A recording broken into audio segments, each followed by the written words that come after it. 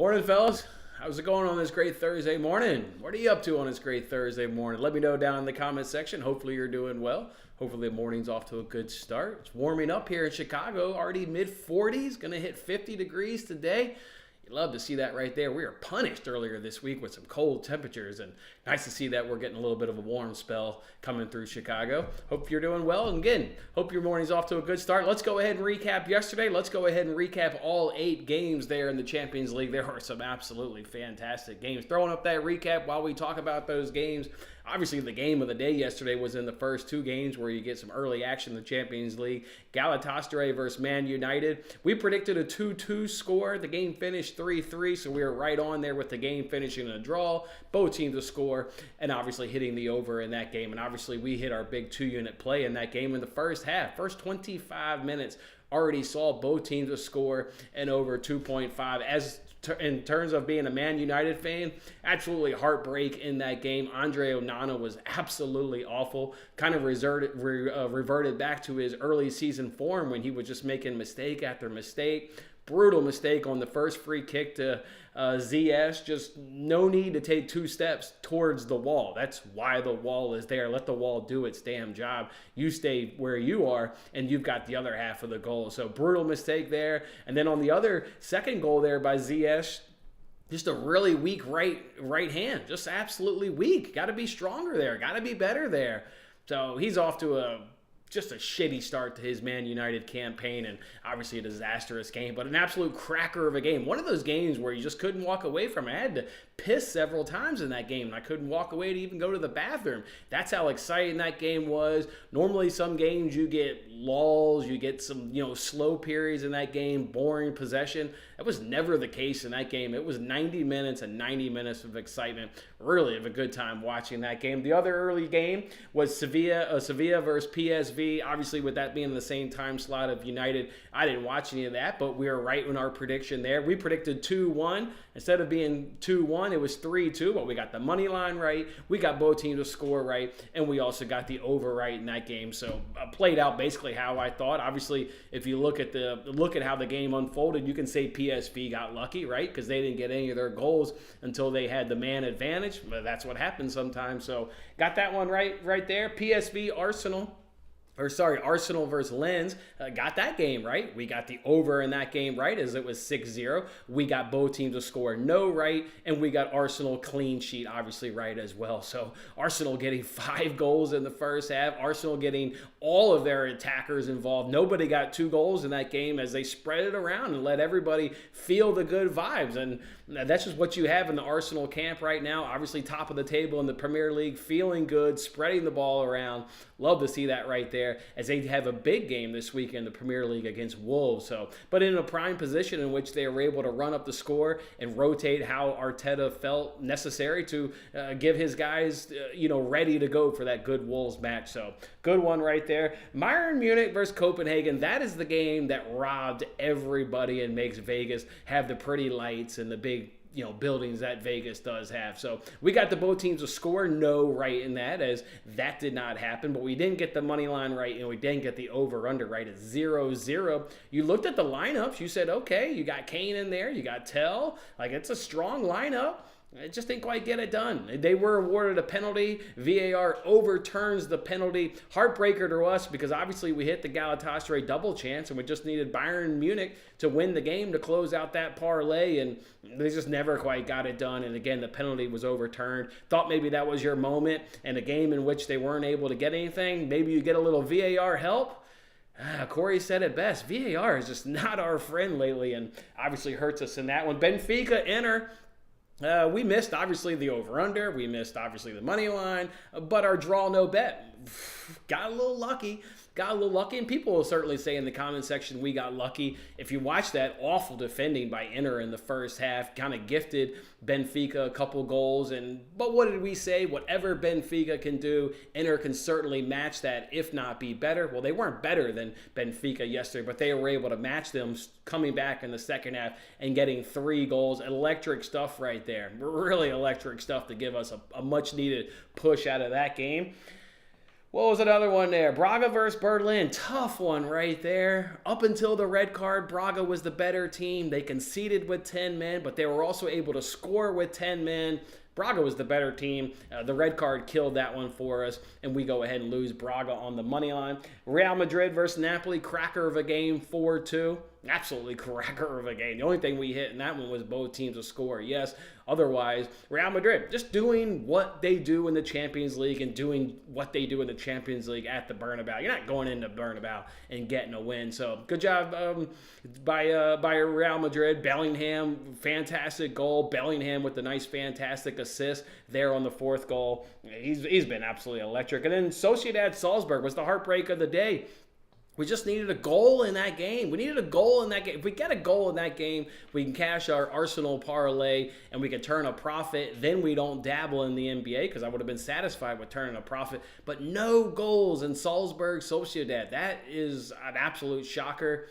That was one, if you're curious, the parlay, two-legged parlay was minus 150. You add in that leg, it goes down to minus 136. In the short term, you get burned, but in the long term, that's going to be the right decision and help you put profit in your pocket over a long term. It just didn't quite go our way there, obviously in a small sample. So because of that, because we didn't turn a profit in soccer, I was like, all right, I will dabble in the NBA, and piss me off. I trusted the Pistons. Talked about that yesterday. Worst team in the NBA for the better part of a decade. And yet I want to go ahead and trust them. Numbers were there, and they showed up as the worst team in the NBA that they've been over the past course decade, getting their ass kicked in the first quarter. So heartbreaker right there. But our best play of the night was Nuggets in the first quarter, and they whooped up on the Rockets easily, 41-26. Absolute no doubter, easily covering the minus 2.5. So a couple wins, got the big unit play, so feel good about that. But boy, the heartbreaker there in the Arsenal. Just heartbreaker with Braga picking up the red card. Lots of heartbreak there in soccer. So that's how it goes. That'd be like that sometimes. Let's go to the comment section, see how everybody's doing on a great Thursday morning. And then let's talk Thursday night football. We've also got Europa League, Europa Conference League in action as well. And a little bit later on today. Morning, Corey. Morning, Legit. Morning, Ryan. What's going on, man? First win of the day. Locked in. What's the first win of the day? I need it. Legit. Don't hold back, man. Don't hold back. Let me have it. Morning, Ross. Morning, Brian. At work, then at 11, everyone wants to work. Classic, man. You gotta put a sign on your door. Do not disturb. You gotta put that sign up on the door. Oh yeah, how about that weather not being an issue? By the way, in Turkey, in Istanbul yesterday, that weather was no issue whatsoever. None. You get all that pregame hype. You get that over/under that just absolutely plummets. Hell, that parlay of our leg was minus 180. Saw it all the way down to minus 145 before kickoff. Everybody was slamming the under because of the weather.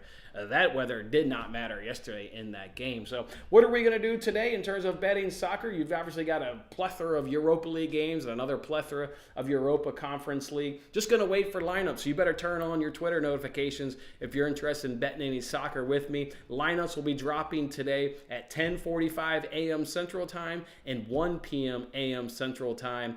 I'm interested in betting, games at both slates. You could probably imagine the games I'm interested in. It's any game that involves the Premier League. You've got Bayern Leverkusen in action as well today. You've even got Atlanta Sporting. Just need to see lineups. And the classic example is if you listen to Unai Emery in his press conference yesterday, he said the focus is on getting top four in the Premier League, and the focus is not on Europa Conference League. And he said he's going to rotate heavily today.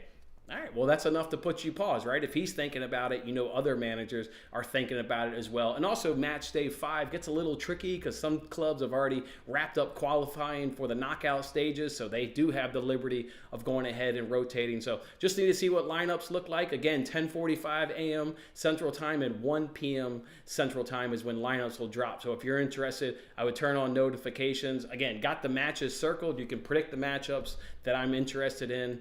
I just need to see lineups in those matches. So we do have got some Thursday night football action. We talked about a couple of these yesterday. We also talked about lines that we liked. Let's go ahead and talk about it. We've got 2 plays already on today's card. We will do that Cowboys minus 8.5. It was minus 9 yesterday. At some point yesterday, it fell to 8.5, and I went ahead and grabbed the 8.5. If I do see it's back to 9 today. That's not a key number in the NFL, so I would have bet -9, just like I would go ahead and bet -8.5.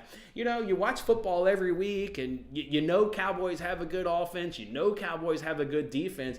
I didn't know it until doing the research yesterday. They're actually the number 1 offense in the NFL, putting up 31.8 points per game. They've also got a top 5 defense. They only allow 16.3 points per game. So obviously humming right along. You look at what the Seahawks are doing. They're middle of the pack in terms of points scored. They're only putting up 19.7 points per game. And from a defense perspective, it was like 20-something, low 20s is what they're allowing. So, yeah, I think Cowboys can certainly win by double digits. You look up a couple score predictors. I've seen, like 32-19. I've also seen 30-20. All of those would obviously hit our -8.5. If we look at what the Cowboys have done in their 7 wins, they've obviously got 8 wins, but in 7 of their 8 wins, they've been able to cover the -8.5. So when the Cowboys are winning, they're winning by a substantial amount. Again, 7 of their 8 wins, they've been able to cover -8.5. The Seahawks have 5 losses.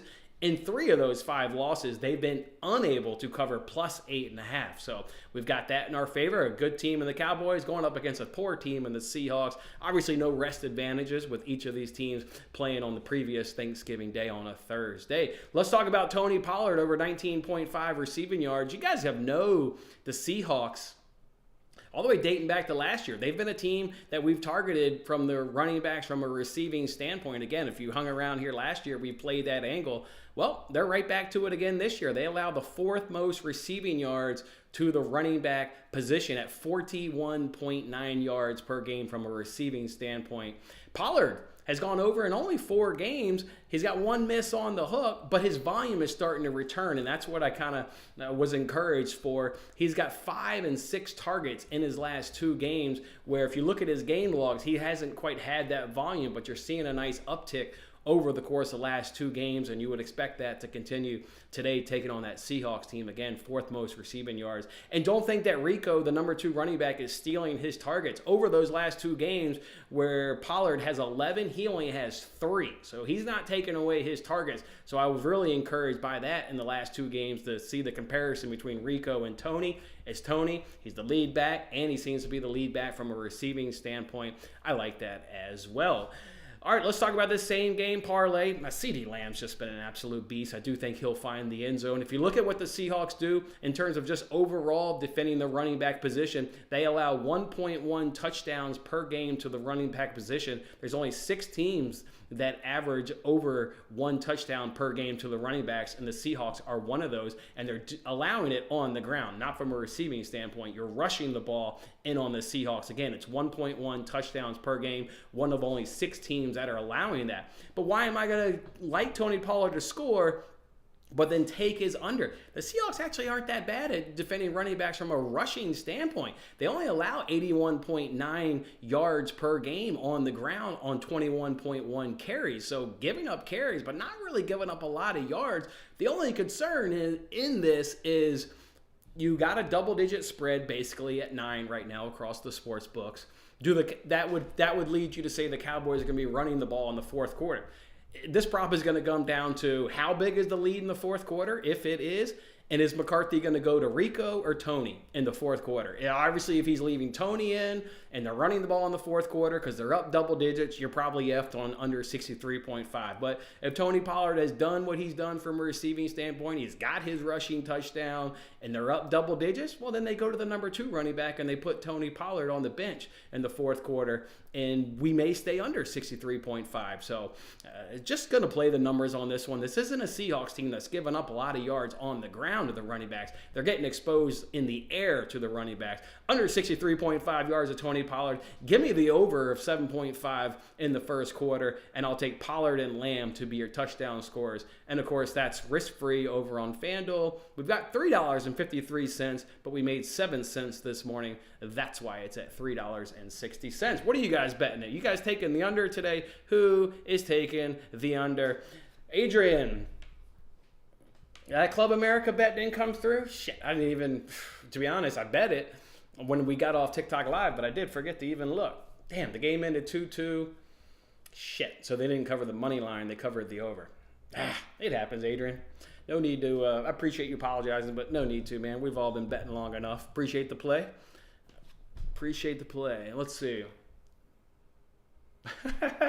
All that drainage must have been at the goal. I'm telling you, and we got to send a gift basket. Obviously, Byron doesn't help us out in covering the parlay, but we went into that game with the opportunity to cash that parlay. You got to send a gift basket to Onana. If Onana has a good game, obviously United's going to win that game 3-1. Their third goal was an absolute cracker by whoever the hell it was just inside the 18 box. I mean, he hit a beauty of a shot. Onana is obviously not going to save that one, but the first two, they're just full-on mistakes. Absolutely full-on mistakes. The drainage was towards the pitch. I like that. That's not a good day. Cowboys kicker over 1.5 field goals. I don't know. I didn't quite research that. Let's see what we got here. Let's see how many field goals they allow per game. Also, how many field goal attempts they allow per game.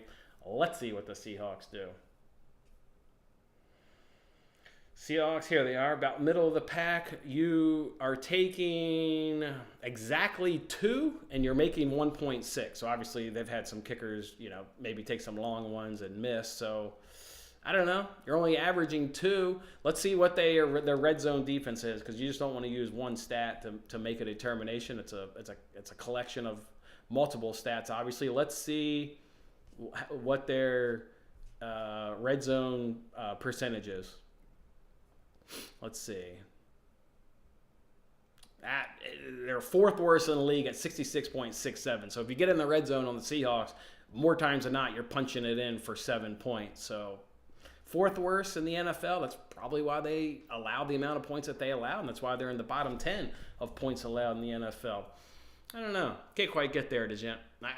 With the Cowboys offense humming along, number 1 offense, 31.8 points per game. If they get in the red zone, they're likely going to punch it in for 7 points. You add that with the Seahawks struggle in defending the red zone. Yeah, I can't quite. I mean, obviously, price. Obviously, then you got to factor in price of the prop. I guess we can might as well have a look at that while we're looking. Let's see. Total field goals made. Oh, and they're not at -130. No thanks. Not at -130. Not good enough for me. The Pistons looked like garbage last night. I mean, yeah, just irritated that I put my money on a team that is just year in, year out shitty, and yeah, just a little irritated. I am waiting for, let's actually see the lines, because I see the Lakers are on the back end of a back-to-back, and they're going up against the Thunder, which you remember last week, or maybe it was the week when we were actually betting the NBA before we gave up on the 6-0 day. The Thunder are actually good in the first quarter. So let's see if we've got lines for Thunder. Let's see if we've got lines. Now I'm curious. Let's see if we've got lines for Thunder Lakers in the first quarter.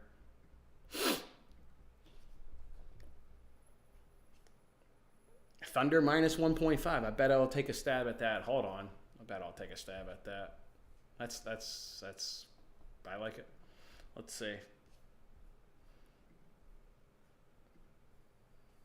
Yeah, City. Yeah, I remember that. They're 5th best. I do remember that. Over 30 points a game. Lakers on the road. We know they don't average much, and we know we can just get a look at their defense, even though we know, yeah, they're still 3rd worst. It's 33 on the road. Where's the City? Yeah, they only allow 25 points. I'm going to scoop that up. That's a bet. Price shop that shit. I use Odds Checker, so I don't have to log into every book across the world. Price shopping that. That's a bet. I was looking at that, obviously, and just was waiting for the line. The first quarter lines, for whatever reason, don't come up till about my time, till about 9:30, so almost just before this show starts. All right, hold on. I'm price shopping that. I'm on that line.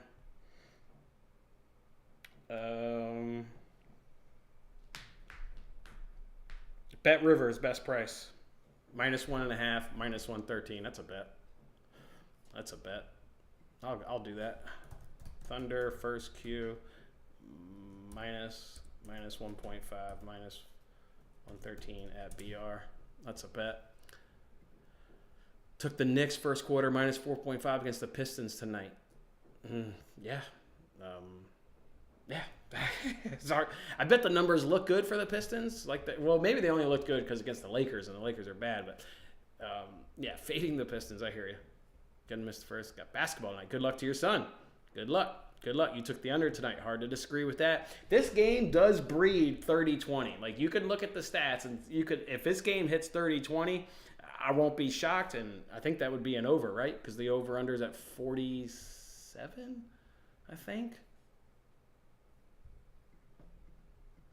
What's the over-under? Yeah, it's a 47.5. This game, you look at the stats, I could see a 30-20 score. But it's prime time, and unders are absolutely goated, so I hear that. Let's see what we got here. I'm just logging in to bet this bet, so you guys aren't riding alone if you bet it with me. If the Cowboys beat the Seahawks today, will they be the first team with the winning record? Be the first team. The Cowboys beat the Seahawks today.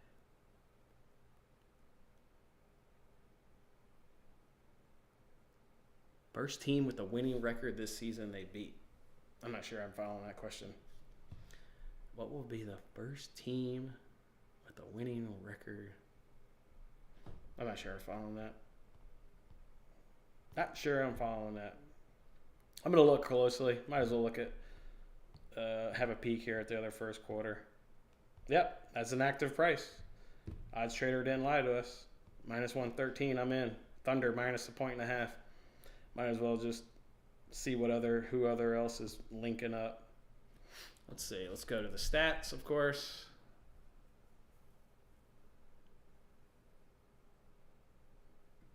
Yikes.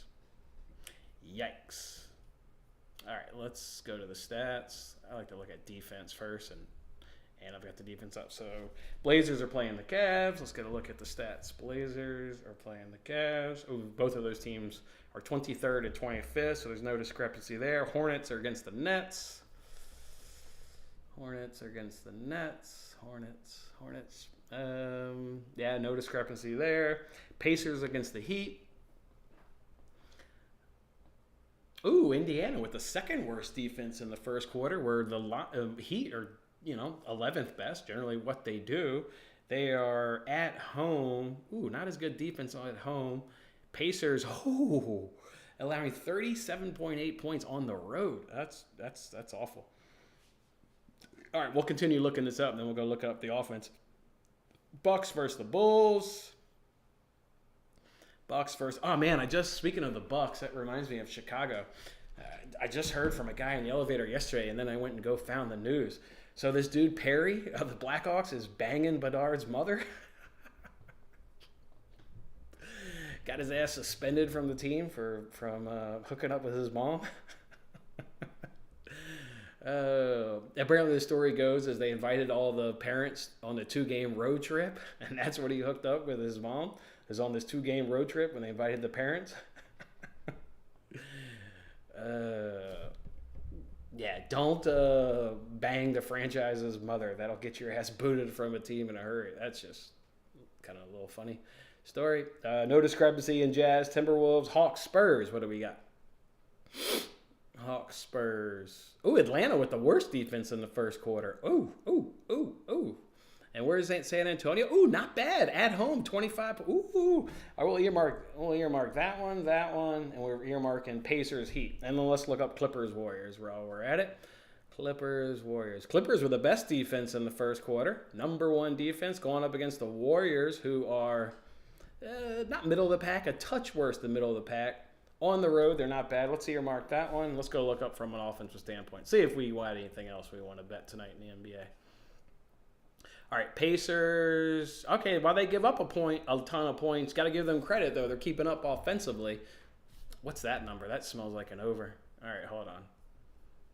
Let's see what that line is from an over. Over, under, 58.5. Where are the Heat? And they score that. That seems like an easy over. What was the other one we want to look up? Hawks, Spurs.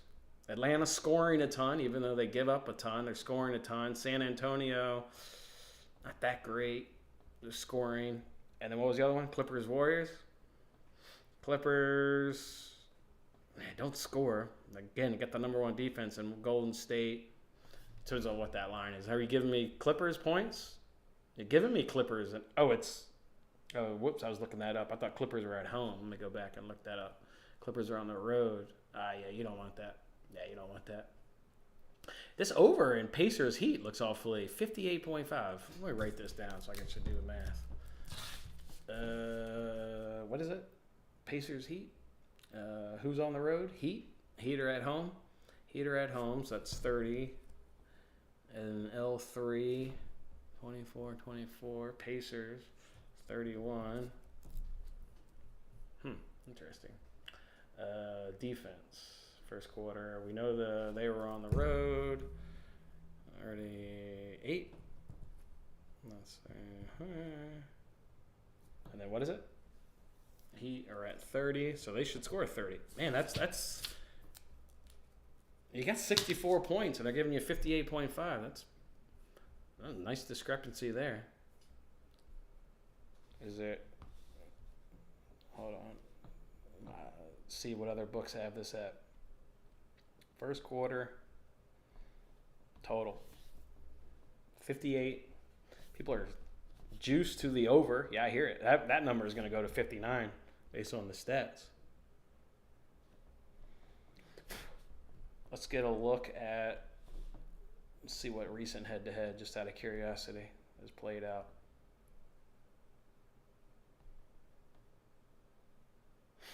Last game was a hit against the Blazers.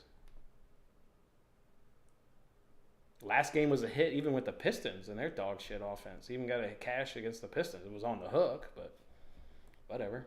All this shit's sweaty. Up cash against the Raptors. Against the Hawks, that was when there was 8,000 points in that game, well over 300. Of course, that one cashed.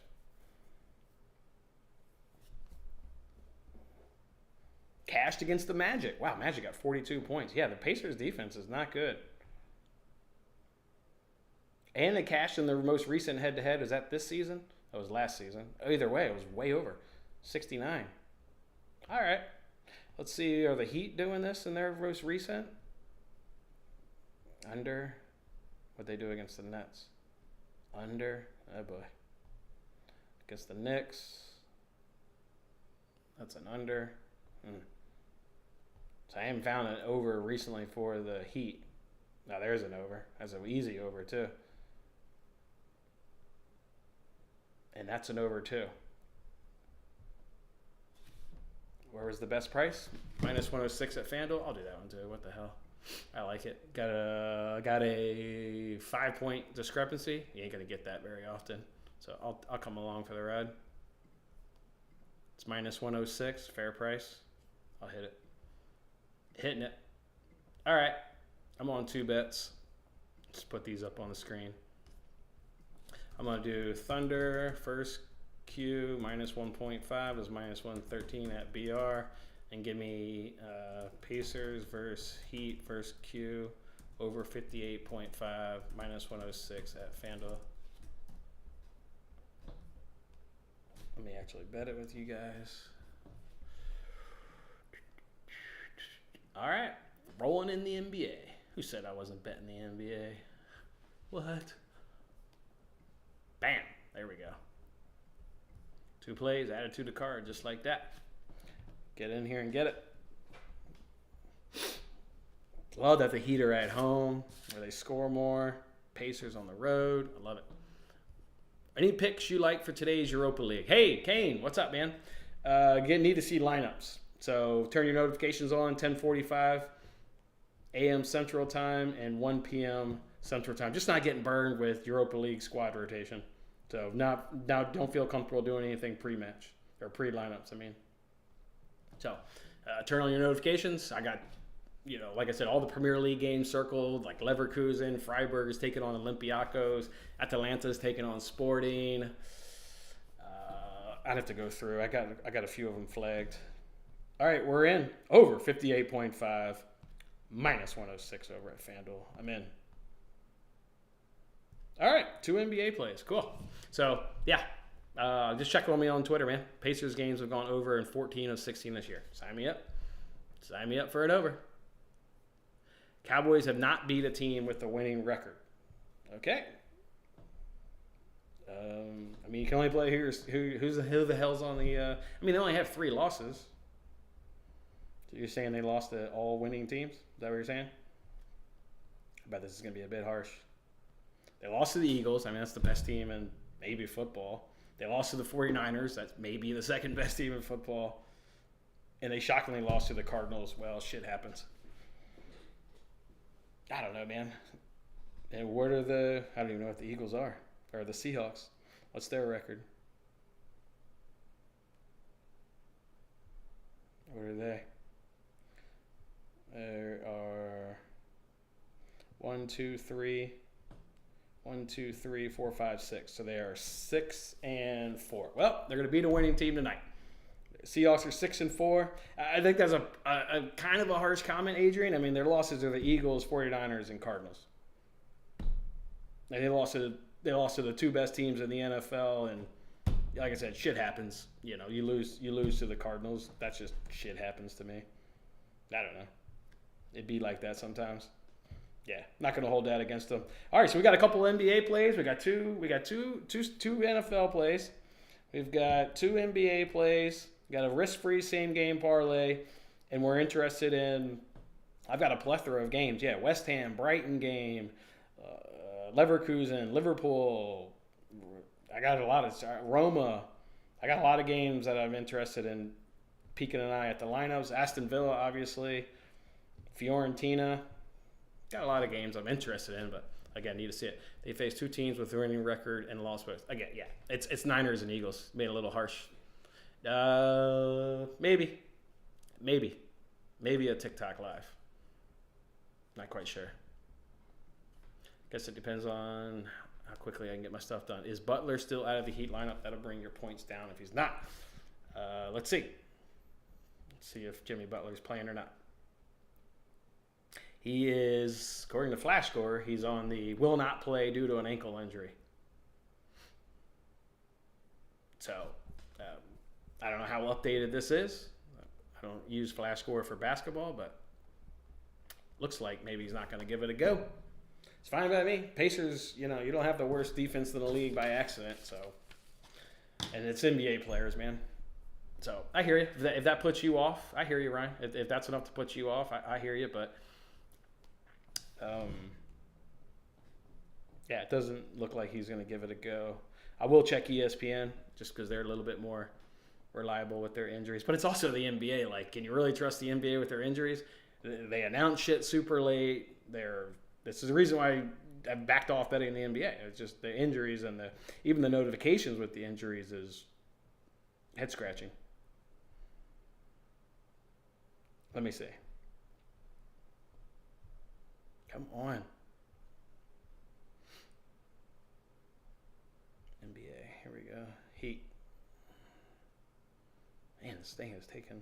My Wi-Fi is burning out on me.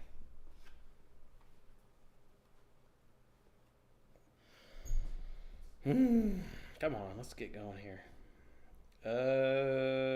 They've got Jimmy Butler as a game time decision. I trust ESPN a little bit more with their injuries. They've got Butler as a game. They've got Bam Adebayo as a game time decision. They've got Butler as a game time decision. So 2 of their 3 best players, or 2 of their best players, depending on how you rate Tyler Hero. I don't know.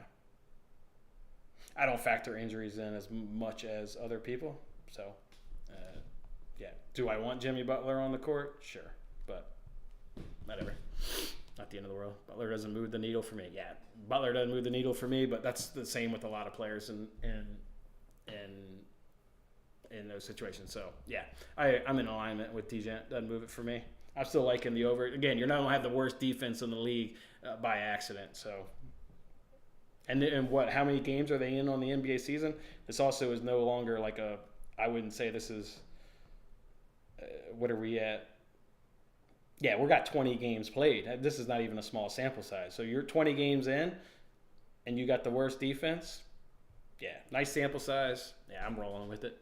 I'm rolling with the first quarter over, and I'm rolling with the Thunder. I like that one. Even catching the Lakers on the back end of back-to-back. You know how the Lakers treat LeBron and AD. Like, they put the gloves on their ass, so they're likely not going to play much. So, all right, boys, 10:45. We're getting lineups to drop in 10 minutes. I'm going to hold off going to the gym, so give myself time to look at those lineups. If I like anything for the then 11 a.m. or 11:45 a.m. slate of games, I'll tweet them, and then I'll roll out to the gym, try and get the gym done, and then to Adrian's question, try and hop back in on TikTok Live so we can enjoy some action. Good luck today, boys, with whatever bets you try and settle in on. Let's turn a little profit here in the NBA and Thursday Night Football tonight. Go Cowboys! Have a good one, boys.